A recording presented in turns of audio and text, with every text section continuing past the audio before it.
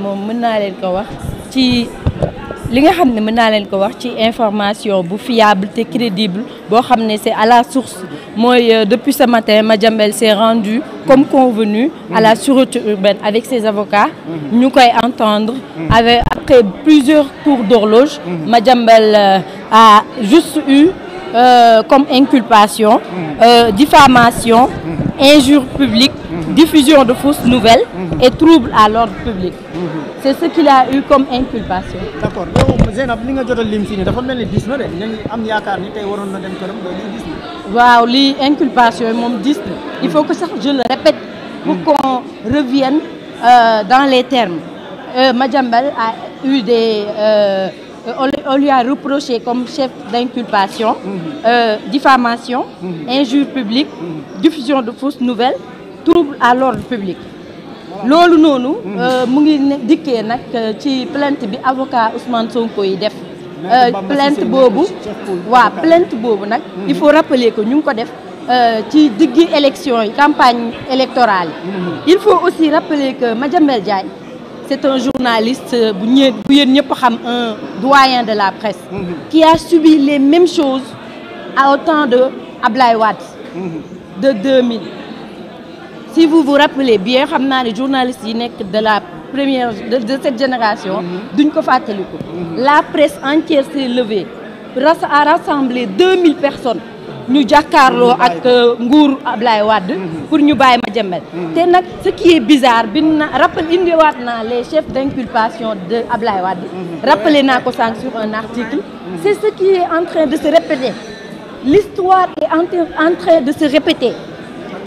L'article 80 bi nga xam ne Madiambel bi coow bi amee Ablaye Wade dafa ne woon article 80 après dama ko yóbbu parlement ñu supprimer ko article 80 boobu moo ñëwaat tey mais si premier ministre la ñëw léegi nag lenn moo si am loo xam ne il faut ñu rectifier ko parce que je suis dans la lutte contre la désinformation mooy moom laa la bëggoon laaj bi par rapport ak ñenn ci confrères yi bind bi coowal Adji Sarr lañ ko doon toppee wala li nga xam ne mooy Sweet Beauté est-ce que loolu am na. L'affaire Adji Sarr a été scrupuleusement minutieusement écartée.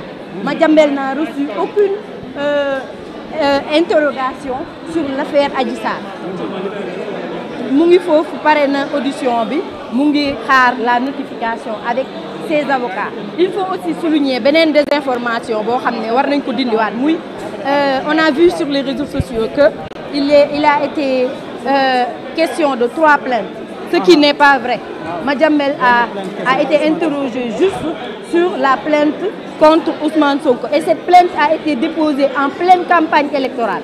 Et il faut rappeler que Madiambel, quand il a entamé sa carrière politique, si vous vous rappelez bien, avant il a démissionné du quotidien. Après, il a arrêté d'écrire les lundis de Madiambel. Sa chronique torride là, il l'a arrêté et il a aussi démissionné de l'association de l'Union internationale de la presse francophone pour s'engager en politique auprès de la coalition Jàmm ak Njariñ de Amadou Ba. Depuis les élections, si vous remarquez, il n'a pas fait du journalisme dans son journal ou ailleurs. Il est sur Twitter comme d'habitude. Maintenant, cette plainte qu'on lui a transmise en pleine campagne électorale, et il était candidat à la candidature et il vient de répondre après la campagne. Peut-être les honnêtes juristes qui nous restent et la société civile sauront de quoi faire par rapport à cette question. Ce que je voudrais soulever en tant que journaliste seulement, c'est que l'histoire se répète et il faut que nous renseignons, nous rappelons à nos aînés que en 2000, Abdoulaye Wade avait suivi Madiambel Diagne sur ses presque mêmes chefs d'inculpation. Tout ça c'est régi sur l'article 80. Abdoulaye Wade, quand il a subi la pression de la presse nationale, je vous sortirai même des vidéos, des photos où on voyait Mamadou Omar Ndiaye, où on voyait Moustapha Diop de Walfadjri. Toute la presse était réunie, les doyens, pour combattre ça. Abdoulaye Wade avait reculé et il avait dit qu'il allait faire annuler l'article 80.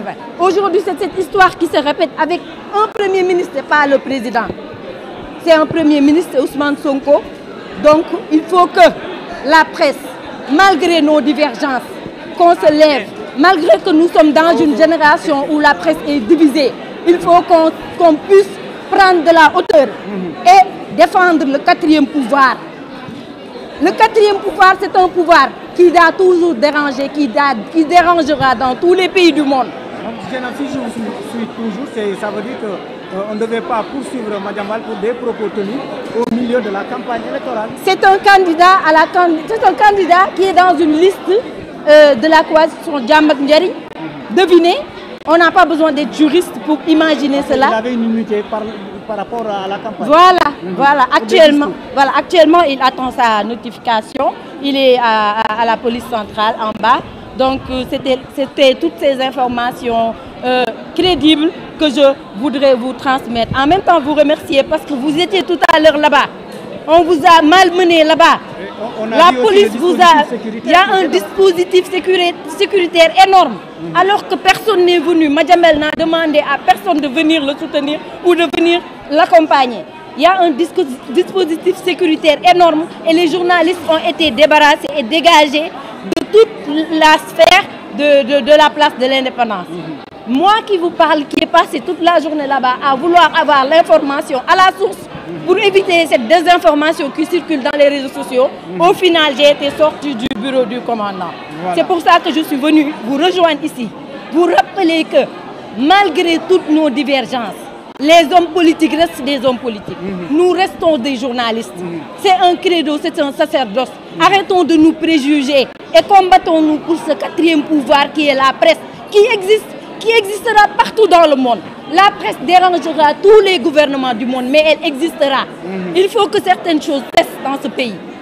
C'est ça que je voulais dire comme on a bien compris votre cri de cœur. Ki nga xam ne moom mooy Zeynab Sangaré dégg ngeen li mu wax ci cri de cœur maanaam